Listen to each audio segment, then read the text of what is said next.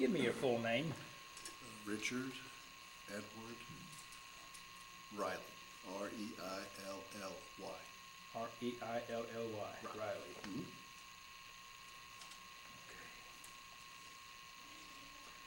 Today is April 5th, 2019.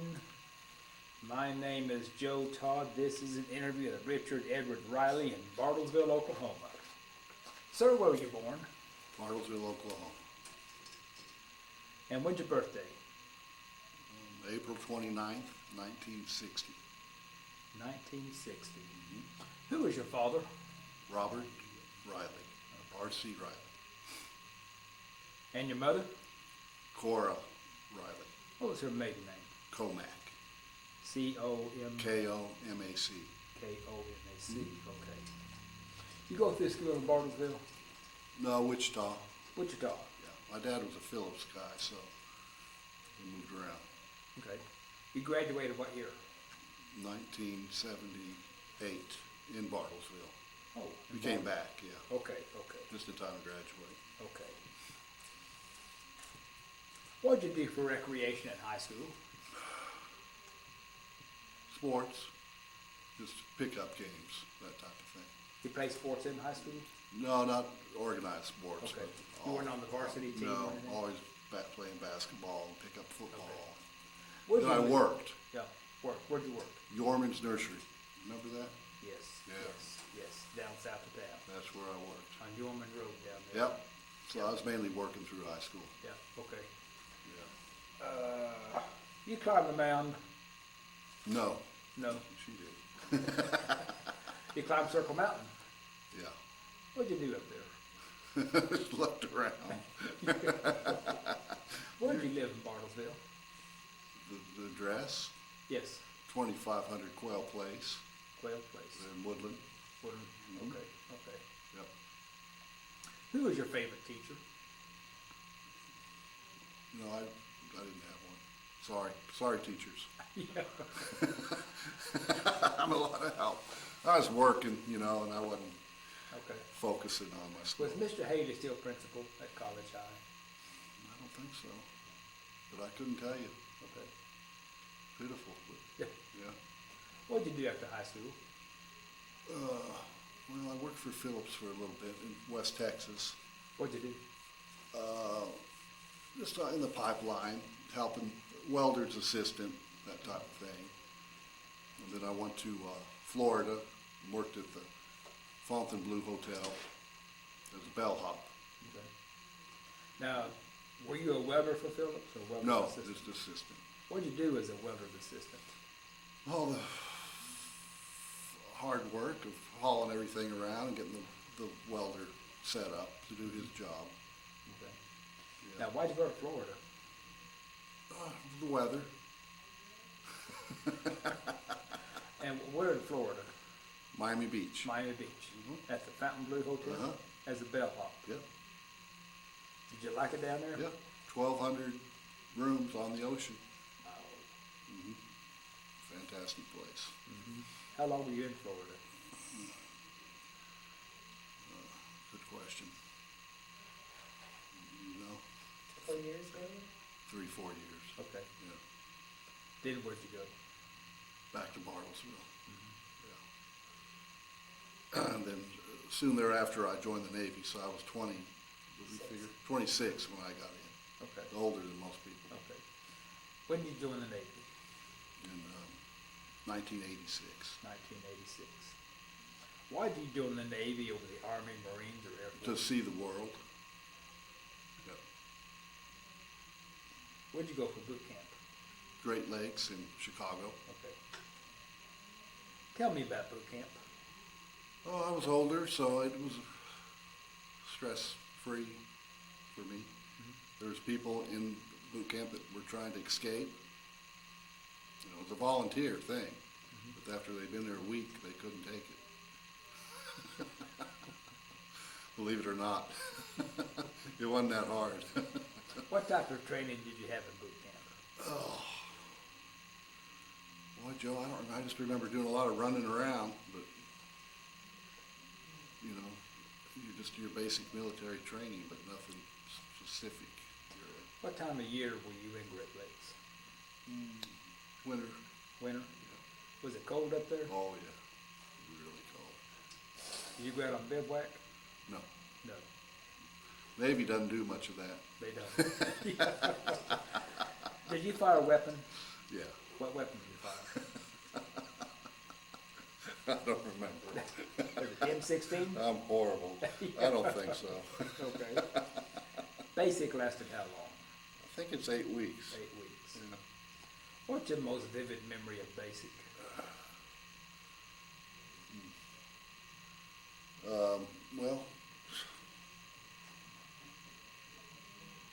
Well, I think I'd overtrained for basics.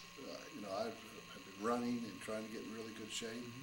And when we got there, I was way overtrained. So I remember in our swim, I can't really swim all that well, but I can move through the water. There's people that would jump in that big pool and just sink like a rock. I think they have Navy SEALs in there, you know, watching you. And some people, I don't know why they joined the Navy when they couldn't even tread water. I mean, they couldn't even tread water. Right to the bottom. So that's kind of what I remember.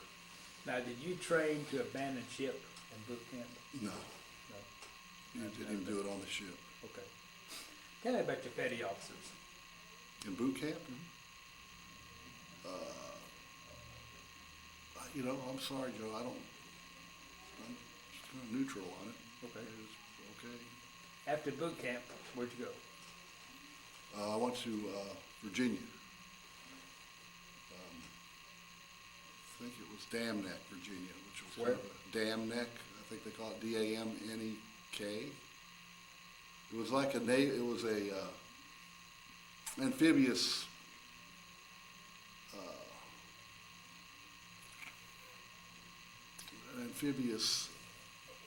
I mean, I'm not sure, it was just a kind of a holding pattern while I was waiting to get on the ship. So we stayed there, just in barracks, waiting to get on the ship. The ship was gone. Okay. What ship you assigned to? USS Iowa. USS Iowa. Mhm. Did you request the Iowa? I did. If you finished, however the ranking system was done at boot camp, the higher up grades you got is how you got to pick your ship. And they had several up on the board, and I picked the Iowa. Why'd you pick the Iowa? I wanted to be on a big ship like that, battleship. There's only 4 in the world, so it was really, you know, rare to be on one. So what'd you do at Dam Neck until the Iowa came in? Nothing No. that I remember, Joe, sorry. I remember watching on TV, President Reagan came on board the battleship in July of '86 for New York City. And I watched that on TV, you know, waiting for them to come pick me up. So you went aboard the Iowa in, was it 86? 87? Must have been 86. 86. Yeah. Yep. What division were you assigned to? OI, Operation Intelligence. What is that? Well, I was an OS, Operations Specialist, and what we do is we're the backup navigators for the ship, and then we're on the radar scopes, watching the air and sea, and talking to the lookouts, and communicating with all the other ships in the area. Okay. Now, were you in communications? We all were, Okay. to a certain extent, yeah. Now, did you have to learn Morse code for that? No, No. the signalmen did, Okay. but we didn't have to. Okay. Now, was OI, that was a OI division on the Yeah. ship? Mhm. Okay. What are your quarters on the Iowa? Well, they were forward under turret 1, probably about 2 decks down. Okay. Describe your quarters. There's 70 people lived there, and we all had a coffin locker. They were stacked 3 on top of one another, or racks, and we were living good life, having just 70 people in one area, because we had our own area to live at. A lot of the other parts of the ship, they just slept out in the hallway. Tough on them. What, did the bunks fold up, were they permanent bunks or They folded up and you kept all your possessions underneath your bunk. in a coffin locker? That's what they call them, What's coffin locker. So the lockers were stacked? No, it was just, you slept, on your rack and you opened it up, and that's where you kept all your possessions. Okay. And they just call that a coffin locker. How, were the bunks stacked? Yeah, three high. 3 high, okay, I moved around. I was at the bottom, middle, and top. okay. I got around. Where'd you take your meals on the ship? The mess decks on the aft end of the ship. Okay. How many men were on the Iowa? How many in the crew? 1,500. How do you feed 1,500 men? They had no problem. And plus, in my job, I had a front of the line pass. So during the meals, the line was huge, and I just go right to the front. That was a perk. Yeah. My big perk, front of the line. Okay. Did you have to pull KP? Yeah. Tell me about KP on the Iowa. That was brutal. Just in there, non-stop washing dishes. Non-stop. That many people eating constantly. So that wasn't good. How often would you pull KP? Joe, you would do it when you first were on the ship, when you were, E2 or E3, you'd do it. I can't remember exactly how long, but it wasn't good. Okay. Now, what watches did you stand on the ship? Well, we either worked you worked noon to 5, and then midnight to 7, or the opposite of that. But when you weren't working, you also had other things to do, so you barely got any sleep when you were out to sea. Okay. Maybe 5 hours a day, if you're lucky. You have to swab the deck? No, we had a deck crew, 450 people. Okay, That was their job. okay. Did they still polish bright work? Oh, yeah. Did they ever? There's brasses everywhere on that ship. Did you have to polish bright No, work? You didn't? Because you were in the OI division? Yeah. You didn't do any of this? none of that. Okay, No. okay. What was your average day on the Iowa? Just long. A lot of time just sitting and watching a radar scope for hours on end. A lot of time up on the bridge.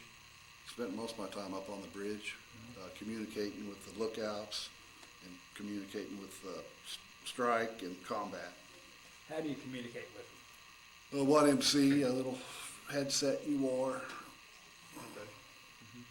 And you watched, you said it was noon to 5 or midnight to 7? Yeah, or the opposite of Okay, that. okay. Yeah.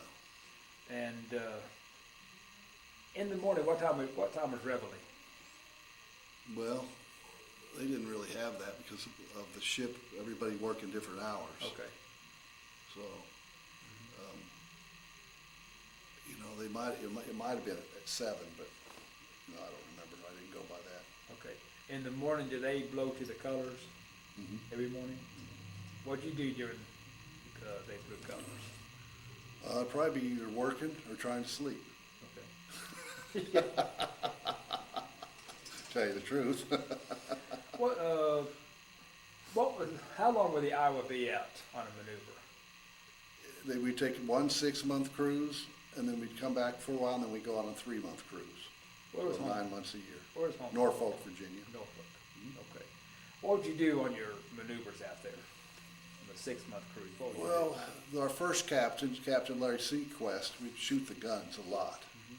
He was always shooting those guns. We'd just go out somewhere warm, or we'd go down to Puerto Rico and shoot the islands there, and support. We were what they call a capital ship. So whenever we went out, we were the main ship of a battle group. And we'd be supported by submarines and aircraft carriers and destroyers. How many ships in a battle group? It can be as many as 45, and as little as probably 6. Okay. Now, is the Iowa flagship? On and off, yeah. Okay. Which admiral was on the Iowa? Well, I don't know. Back in the World War II, Bull Halsey was his name. He was on the Iowa. And then they transported FDR. And so there's a bathtub that they put in the Iowa for him. Okay. It was at one time the only Navy ship that had a bathtub, When was the Iowa built? 1939. 1939. How many times has that been modernized? Well, I don't know, the major one was when I got on in '84. They spent millions on it. I'm not sure what they did. It was in World War II, then it sat out, and it came back for the Korean War, then it went back in, then it came back. Reagan wanted a 600-ship Navy, and the battleships were a big part of that. Okay. And what happened when the turret blew up? Well, when did that happen? It's funny, that's coming up on the 30-year anniversary, April 19th, April 19th. and which is the same time as the Oklahoma City bombing. Kind of odd, but yeah, about 9:45 in the morning. What happened? Well, they had a lot of theories. Their first theory was to blame somebody trying to commit suicide, that he planted something in the powder, but I think that was disproven, so they think it was old. They were using a lot of World War II things on that ship, and they think they overran the barrel, and I don't know if they've ever really 100% figured out what happened. But Because they had a turret blow up on the Mississippi in 1922. They found out they were firing into the wind, and when they opened the breech, the wind blew the powder back in. Oh, and okay. hit the powder and blew up the turret. Yeah, that didn't happen in the Iowa. Okay. In fact, they got a copy of that interview to make sure that's not what happened. Yeah. Okay. One thing that I'd always heard was that kind of going back, but when they signed the peace treaty on the Missouri, it was supposed to be the Iowa. The Iowa was there, and I think the president was from Missouri. Truman, and he Yes. pushed the Missouri out of the Iowa. I'd always heard that, and then they interviewed a veteran in the Tulsa paper who'd been on the Iowa in World War II, and he said, sure enough, that's what happened. All set to happen on the Iowa, and then they moved the Missouri up ahead of them. They tried to get either the Nevada or the Maryland, the ship that's at Pearl Harbor, to sign the peace treaty on, but since Truman was from Missouri, it was in Missouri. Missouri, yeah. Yeah. That's our sister ship. They're all Iowa-class battleships. Yes.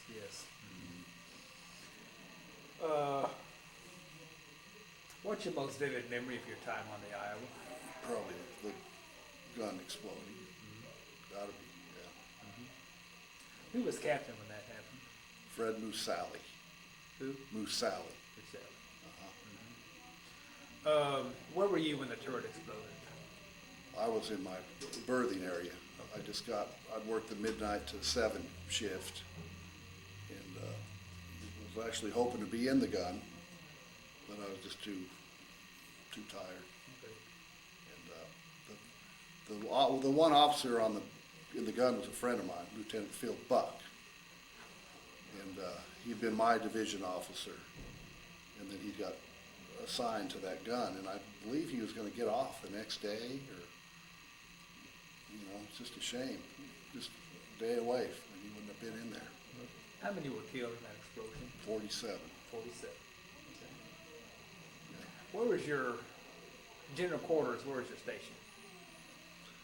And it's where I work, combat, or they call it the Combat Information Center, which was probably about 5-6 decks below, or I was in what they called strike, which was on the O2 level. Okay. And really, that's one of the reasons I got out of the Navy. Our first captain, Captain Sequest, on general quarters, I did the same thing I did every day. So if we had general quarters and we were off, we didn't have to go, because it was just something we already knew how to do. And then when Musali came, you had to go. And what people don't understand, you didn't get much sleep on board. So if general quarters happened when you were off duty, last thing you want to do is go back up and do what you just got done doing for 5-6 hours. So a lot of other people did different things during general quarters, so they needed to train on what to do. Okay. But we didn't need the training because we did it every day. What was your job during dinner quarters? Did your job change during dinner No. quarters? Same thing, just go back to work where I just got done working. Sit on the scope and keep track of all the surface ships around us and their course and speed. That's what we did.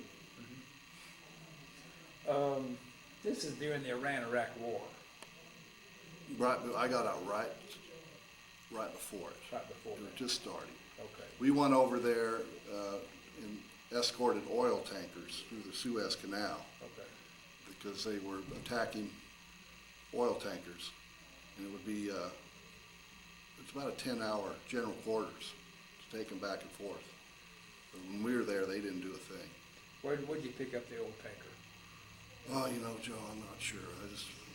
It was just through the Suez Canal, it'd be 10 hours. You'd be sitting there. The whole ship would be on lockdown. All the watertight doors would be shut, and you'd just sit there and escort them. And through the Suez Canal, did the tanker take off on its own then? Or what? Okay. How often would you escort a tanker? Was this a constant? Yeah, duty, or- it seemed like it was for months. Okay. Yeah, you'd go through and then turn around and go back. And, Have any contact with the Iranian ships or? no, they stopped when we were there. It came to a complete end. We were hoping. Yeah. We were all ready. Yeah. But it never happened. Okay. Of course, we armed Saddam during the Iran-Iraq War Yeah. because Iran had taken over our embassy. Were there any Iraqi ships out there? No. It seems to me that there was like terrorist activity going on back in the day too, because we were supposed to go back to France, and we got called away to Lebanon, I think. And we had one of the first. They called them RPVs. You familiar with those? They're like the first drones. Okay. We were the first ship to test those. They take off by this rocket power, and they could stay on site for 5-6 hours. It was like a big plane. And the pictures were amazing. I was up in Strike where I could see the pictures, and we were over Cyprus or somewhere watching them, and no one looked up, so I guess the drone was high enough where they couldn't hear it. The pictures were amazing.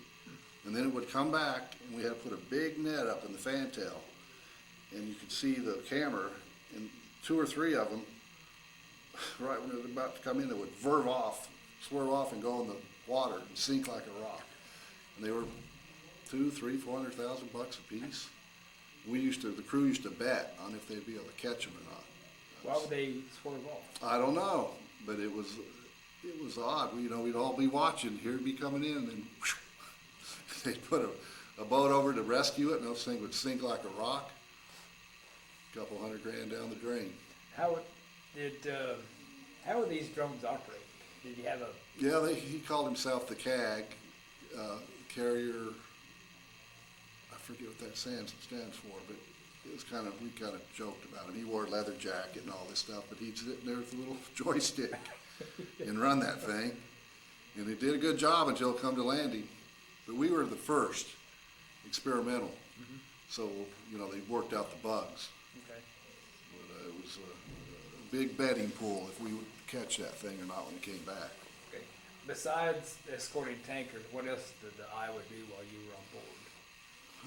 A lot of port visits because we were showing the strength of America, and a lot of people have been in the Navy, but there's nothing like going to a port in a battleship.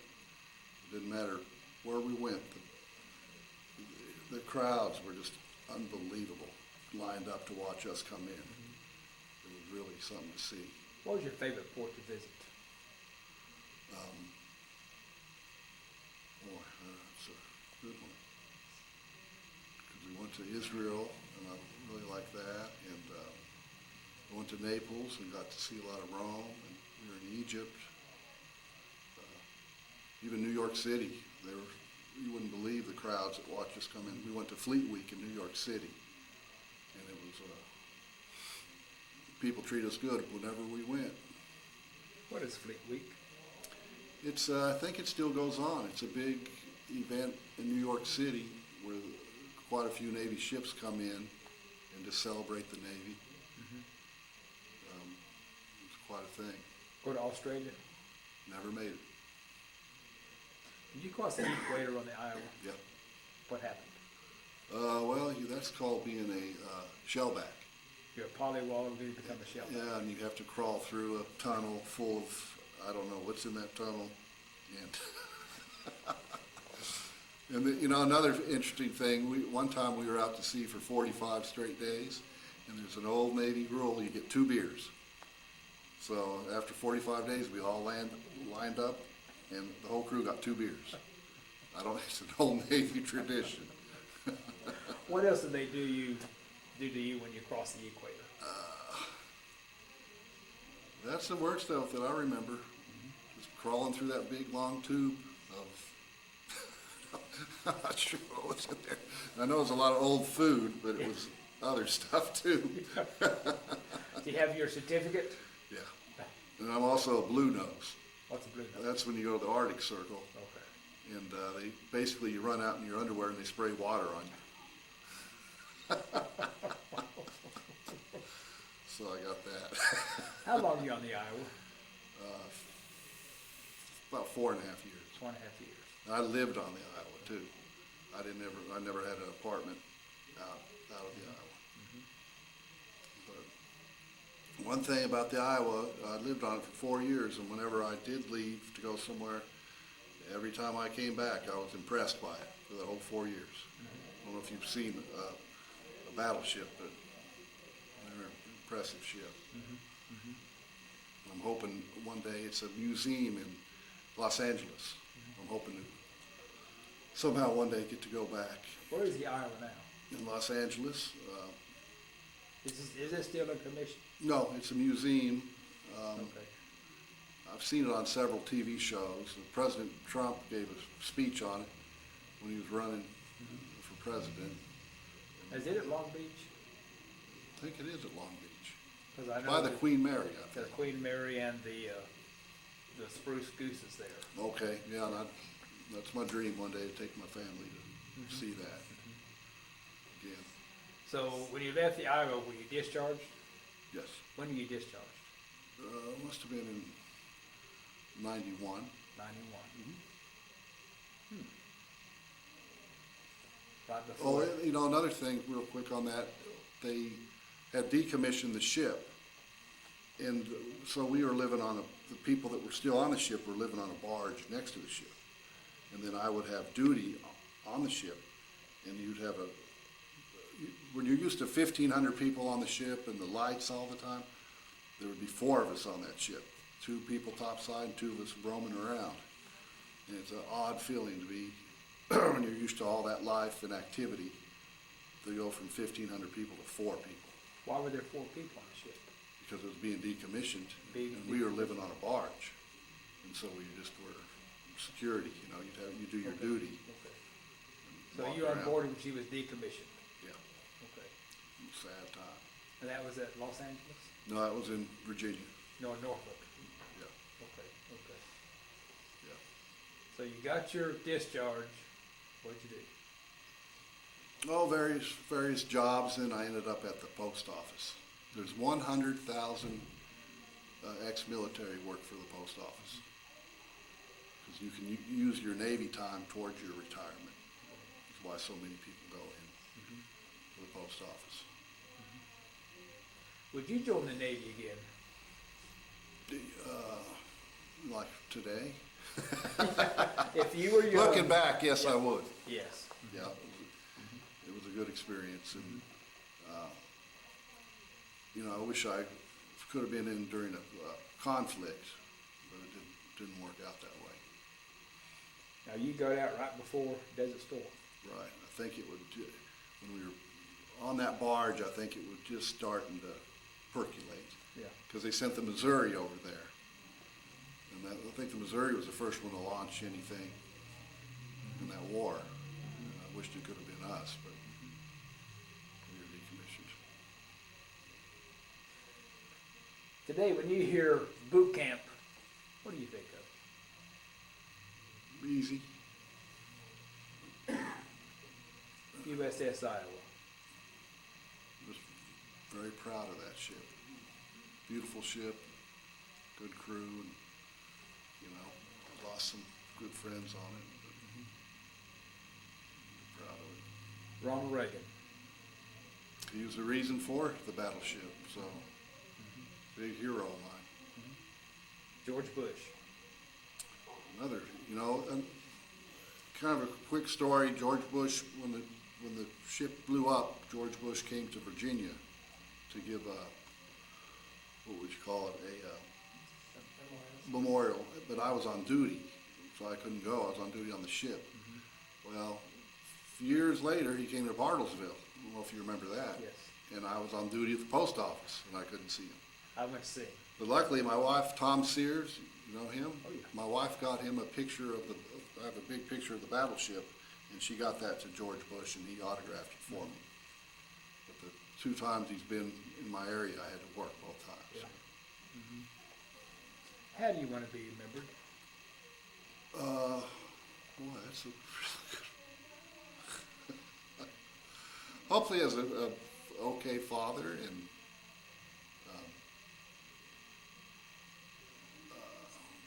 a friend to people Where'd you meet your wife? at the post office. Yeah. Anything else you want to talk about?